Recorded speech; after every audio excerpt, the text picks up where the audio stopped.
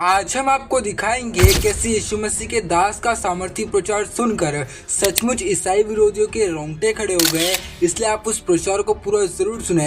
आप उस प्रचार को सुन सकते हैं। और कोई बताता है चर्च के बारे में, वो होता है यार चर्च क्या होगा, अरे यार मेरा बिजनेस नहीं चल रहा, चर्च क्या कर देगी, अरे यार मेरी वाइफ मेरे कंट्रोल में नहीं, चर्च क्या कर देगा उसमें, अरे यार मेरे बच्चे मेरी सुनते नहीं, चर्च क्या कर लेगा। उन्हें यह नहीं मालूम कि ये वाइफ, ये बच्चे, ये बिजनेस, ये पैसा, ये शरीर, ये दुनिया, ये देखने वाली सब चीजें परमेश्वर ने बनाई है। आपका दिल, आपका दिमाग, आपके बच्चों का दिल दिमाग, रूह जिस्म जान, उसकी सोचें परमेश्वर के हाथों में है। एक खालीपन प्रवेश करेगा बीमारी के रूप में। फिर आप कंप्लेंट करेंगे मेरा पति मेरी बात नहीं सुनता, मेरे बच्चे मेरी बात नहीं सुनते, मुझे वो सेटिस्फाइड नहीं करते, क्योंकि आप भूल गए अपने बाप को सेटिस्फाइड, अपने पिता को, अपने जीसस को सेटिस्फाइड करना, क्योंकि उसने आपको सेवा के लिए बुलाया है। सेवा करने से क्या होगा? क्या हम सब सेवा के लिए बुलाए गए हैं? हां, हम सब सेवा के लिए बुलाए गए हैं। एक पास्टर भी सेवा के लिए बुलाया गया है और एक विश्वासी भी सेवा करने के लिए बुलाया गया है। जब एक विश्वासी परमेश्वर की सेवा नहीं करेगा, फिर उसकी जिंदगी में वो खालीपन रहेगा जिसे दुनिया की कोई ताकत, कोई पैसा, कोई बरकत, कोई खुशी भर नहीं सकती। फिर वो अपनी लाइफ में उस सफर पे निकलेगा जो अकेलेपन से और दुखों से भरा हुआ है। फिर आप क्वेश्चन करेंगे, परमेश्वर अगर मेरी लाइफ में तू है तो मेरी लाइफ ऐसी क्यों है? अगर मेरी लाइफ में तू है तो मेरी जिंदगी फिर ऐसी क्यों है? लगता क्यों नहीं है कि तू मेरी लाइफ में है? क्योंकि आप अपनी लाइफ की जो पहली कॉलिंग है सेवा करना, उसे आपने दूसरे, तीसरे, चौथे और लास्ट नंबर पे कर दिया है। परमेश्वर ने कहा है कि मैं सेवकों को बेस्ट दूंगा। गिनती 18 उसकी 10 से 12 आयत में लिखा हुआ है, उत्तम से उत्तम ताजा तेल, उत्तम से उत्तम नया दाख मधु, गेहूं, इसकी पहली उपज जो यहोवा को दे वह मैं तुझको देता हूं। यानी याजकों के लिए परमेश्वर बात करता था। और पुराने नियम में कोई कोई याजक कोई कोई सेवा करता था, लेकिन प्रकाशित वाक्य 1 उसकी 5 और 6 के अनुसार जब प्रभु यीशु मसीह मुर्दों में से जी उठे तो हर एक विश्वासी प्रभु के सामने एक याजक के रूप में खड़ा हो गया। अगर आज आपको पाप माफ करवाने हैं तो आपको याजक के पास या मेरे पास आने की जरूरत नहीं है।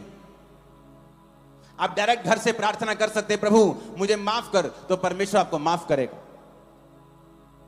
मेरा रोल है परमेश्वर का वचन आपको बताना, मसीह में आपकी उन्नति करवाना और आपको परमेश्वर के करीब रखना और आपको सब बातें सच सच और सही सही बताना। तो परमेश्वर ने कहा, मैं जब एक सेवक को देखता हूं जो मेरी सेवा करता है, पुराने नियम में थोड़े होते थे याजक, पर नए नियम में जब परमेश्वर आपको देखता है वो एक याजक के रूप में देखता है। तो जब आपको वो देखता है याजक के रूप में, वो ये भी देखता है कि मैं अपने बेटे को, अपनी बेटी को बेस्ट दूंगा, हर चीज बेस्ट दूंगा, इसकी लाइफ में हर चीज को मैं बेस्ट तरीके के साथ करूंगा, क्योंकि ये मेरी सेवा करने वाला है। वचन में लिखा है यूहन्ना 12 उसकी 26 आयत में, यदि कोई मेरी सेवा करे तो मेरे पीछे हो ले, जहां मैं हूं वहां मेरा सेवक होगा। जीसस ने कहा, यदि कोई मेरी सेवा करे मेरा पिता उसका आदर करेगा। यीशु ने कहा, अगर कोई मेरी सेवा करेगा, जो कोई जीसस की सेवा करेगा, पिता उसका आदर करेगा। आज पत्नी ढूंढती है आदर, मेरे इन लॉ फैमिली मेरा आदर नहीं करती, मेरे पेके मेरे हस्बैंड का आदर नहीं करते, हमारे लोग हमारा आदर नहीं करते, मेरे बच्चे मेरा आदर नहीं करते। जब आदर आपको ऊपर से ना दिया जाए तो आपके पास नहीं आ सकता। जब ऊपर ही ब्लॉक कर दिया जाए तो धरती पर आप कुछ नहीं पा सकते। तो यीशु ने कहा, अगर कोई मेरी सेवा करेगा मेरा पिता उसका आदर करेगा। वो अपने घर में आदर पाएगा, अपने बच्चों में आदर पाएगा, अपनी कलीसिया में आदर पाएगा, अपने काम वाली जगह के ऊपर जहां वो काम करता है वहां वो आदर पाएगा। ये मेरा फेवर होगा। ये रिजल्ट होगा, ये आउटकम होगा इस चीज का कि ये व्यक्ति मेरी सेवा करता है। कैसे सेवा करते हैं आप परमेश्वर की? अपनी लाइफ से, पापों से मन फिरा के, अपना जीवन पवित्रताई में बिता के आप उसकी सेवा करते हैं। अपनी चर्च में आप सेवा करते हैं परमेश्वर की, अपनी जिंदगी से सेवा करते हैं। आप अपनी चर्च में हैं, आप सेवा करते हैं, आप टेंट बिछाते हैं, आप लंगर खिलाते हैं, आप वॉलंटियर की सेवा करते हैं। आप कुछ ना कुछ सेवा करें, चाहे वो सुसमाचार की हो, चाहे वो किसी भी चीज की हो। एक विश्वासी अगर चर्च में बिना सेवा के है, वो अपनी पोजीशन को पहचान नहीं पा रहा है और पीछे है वो।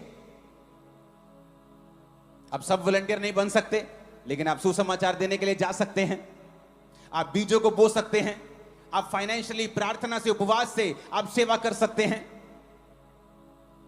अपने टैलेंट से, अपने वरदान से, आप सीए हैं, आप इंजीनियर हैं, आपकी चर्च को, आपके लोगों को आपकी जरूरत है, आप उससे अपनी सेवा कर सकते हैं।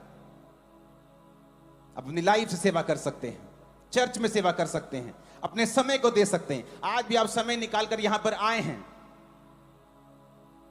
अपने टैलेंट से आप खुदा की सेवा कर सकते हैं। और वैसा ही आप अपने बच्चों को चलाएं। आज यहूदी पूरी दुनिया में कामयाब बिजनेसमैन क्यों हैं? पावरफुल क्यों हैं?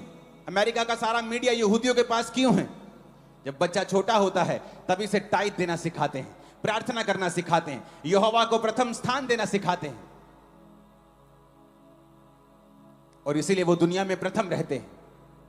परमेश्वर ने कहा, अगर तू मुझे पहला रखेगा, मैं तुझे पहला रखूंगा। तू सिर ठहरेगा, तू पूंछ नहीं ठहरेगा। तू आगे होगा, मैं तुझे इज्जत दूंगा, मैं तुझे बरकत दूंगा। भजन संहिता 91 उसकी 11 और 12 आयत में लिखा है। लेकिन उससे पहले मैं चाहता हूं हम एक आयत को पढ़ें। अगर आपकी स्क्रीन पे एक आयत नहीं आई तो आप बाइबल से निकाल लें उसे। भजन संहिता 91 उसकी एक आयत।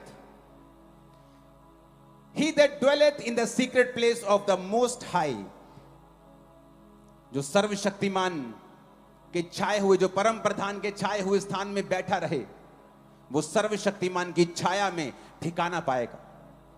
लोग बोलते मैं सेवा क्यों करूं? कहता shall abide under the shadow of the Almighty। Shadow का मतलब है तसेल, इब्रानी भाषा का 6738वां शब्द। तसेल, डिफेंस। कहता अगर तू मेरे छाए हुए स्थान में बैठा होगा। क्या है परमेश्वर का छाया हुआ स्थान? He that dwelleth मतलब यशब, इब्रानी भाषा में यशब, यानी वो कुर्सी जो खुदा ने तुम्हें दी। कौन सी? एक विश्वासी होने की। मैं एक विश्वासी हूं, ये परमेश्वर ने मुझे ये कुर्सी दी है। यानी मुझे उस कुर्सी पे, जैसे एक एसएसपी साहब को कुर्सी मिलती है, उनका रिएक्शन, उनका काम उस कुर्सी के मुताबिक होता है। तो लिखा ही दैट ड्वेलेथ, इब्रानी भाषा का 3427वां शब्द यशब, जो परम प्रधान के छाए हुए स्थान में बैठा रहे, यशब करे, जिसका मतलब है कि वो कुर्सी को संभाल के रखे। To sit down. कहता वो सर्वशक्तिमान की छाया में ठिकाना पाएगा। तसेल, छाया का मतलब है तसेल। इसको पूरा दिखे। हां, इसका मतलब क्या? एक कुर्सी आपको मिली एक विश्वासी होने की। क्या आप उस कुर्सी के मुताबिक काम कर रहे हैं? एक विश्वासी होने के नाते आपको चर्च के दर्शनों में साथ देना है। क्या आप दे रहे हैं? एक विश्वासी होने के नाते आपको अपने पास्टर्स के लिए, अपने लीडर्स के लिए प्रार्थनाएं और उपवास करने हैं। क्या आप कर रहे हैं? एक विश्वासी होने के नाते आप अपने चर्च में संडे, थर्सडे, वीकडेज में होने चाहिए, जब वो बुलाते हैं वहां सेवा करने के लिए। क्या आप ऐसा कर रहे हैं? फिर आप बोल सकते हैं कि हां, मैं सर्वशक्तिमान की छाया में बैठा हूं, जो परम प्रधान के छाए हुए स्थान में बैठा रहेगा। यशब, टू सिट डाउन। अगर आप चर्च में सेवा नहीं करते, आप उसके छाए स्थान में नहीं हैं। आप एक जीवित चर्च का हिस्सा नहीं हैं, तो आप उसके छाया स्थान में नहीं हैं। क्यों? क्योंकि वही आपको ड्यूटीज देंगे, वही आपको काम देंगे, वो बताएंगे आपको क्या करना है, किस तरह से रूहों को बचाना है। आप इस वीडियो को छोड़ के ना जाए, आप इस वीडियो को पूरा जरूर देखें। जैसा कि आपने वीडियो में देखा कैसे यीशु मसीह के दास ने सामर्थ्य प्रचार को किया और प्रभु यीशु मसीह का वचन कहता है स्व-विश्वास सुनना और सुनना मसीह के वचन से होता है। इसलिए हमारा विश्वास है जैसे आपने इस सामर्थ्य प्रचार को सुना है वैसे प्रभु यीशु मसीह पर आपका विश्वास और अधिक मजबूत हुआ होगा। और जैसा कि आपने अपोस्तल अंकुर जी के प्रचार में सुना कैसे उन्होंने बताया कि हमारा प्रभु यीशु मसीह किसी भी व्यक्ति का धर्म और जात को नहीं बदलता, लेकिन हमारा प्रभु यीशु मसीह व्यक्ति के मनों को बदलता है, उसके जीवन को बदल देता है। कि परमेश्वर का वचन कहता है हमारा परमेश्वर इस संसार में धर्मियों को बुलाने के लिए नहीं लेकिन पापियों का उद्धार करने के लिए आया है। और परमेश्वर का वचन कहता है चोर किसी काम के लिए नहीं आता, लेकिन चोर सिर्फ चोरी करने, घात करने और नष्ट करने के लिए आया है। लेकिन हमारा प्रभु यीशु मसीह हम में से प्रत्येक जन को अनंत जीवन देने के लिए आए हैं। और हमारा विश्वास है जैसे आपने इस प्रचार को सुना है परमेश्वर ने आपके जीवनों में अद्भुत चमत्कार करना शुरू कर दिया है। कि परमेश्वर का वचन कहता है हमारा परमेश्वर सब कुछ करने की सामर्थ रखता है। और आप सभी को हम कहना चाहते हैं आज जितने भी जन मसीह लोगों का विरोध कर रहे हैं, कलीसियाओं पे झूठे आरोप लगा रहे हैं, कलीसियाओं को तोड़ रहे हैं, उन सभी के लिए आप प्रार्थना करें। कि परमेश्वर का वचन कहता है परमेश्वर ने हमें भय की नहीं लेकिन सामर्थ की आत्मा दी है। और परमेश्वर का वचन कहता है जब आप प्रार्थना करते हो तो परमेश्वर की आत्मा उन ईसाई विरोधियों के जीवन में मन फिराव को लेके आती है। कि परमेश्वर का वचन कहता है परमेश्वर अपना क्रोध इसलिए प्रकट नहीं करता कि परमेश्वर उन पर दया करना चाहता है। कि परमेश्वर हमारा यीशु मसीह सभी व्यक्तियों से, हर एक ईसाई विरोधियों से बहुत प्रेम करता है। आप विश्वास कीजिए कि आने वाले दिनों में हर एक ईसाई विरोधी का घुटना यीशु मसीह के सामने झुकने जा रहा है। कि परमेश्वर ने आप ही कहा है हर एक घुटना मेरे सामने झुकेगा और हर एक जीभ अंगीकार करेगी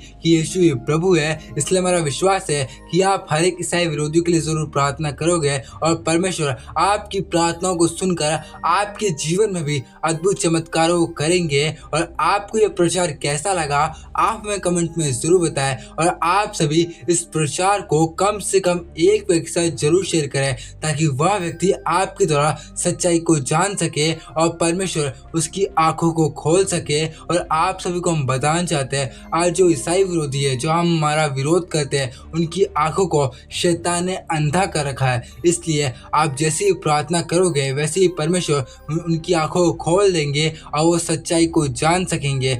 और हमारा विश्वास है कि परमेश्वर ऐसा बहुत जल्द करने जा रहे हैं। क्योंकि परमेश्वर का वचन कहता है हमारा परमेश्वर हर एक ईसाई विरोधी को, हर एक व्यक्ति को नरक की आग से बचाना चाहता है। इसलिए अब तक वो विलंब करता आया है, लेकिन हमारे परमेश्वर के हाथों में पड़ना भयानक बात है। और आप हमें विश्वास के साथ सब्सक्राइब भी कर ले। क्या बता एक प्रभु यीशु मसीह का वचन आपकी पूरी जिंदगी को बदल दे। परमेश्वर आपके साथ है, आप और मैं प्रभु यीशु मसीह के नाम का प्रचार करते जाए। परमेश्वर का वचन कहता है देखो मैं जगत के अंत तक सदैव तुम्हारे साथ हूँ। तुम जगत के लोगों में जाओ और उनको प्रभु यीशु मसीह का सुसमाचार सुनाओ और पवित्र आत्मा के नाम से बपतिस्मा दो।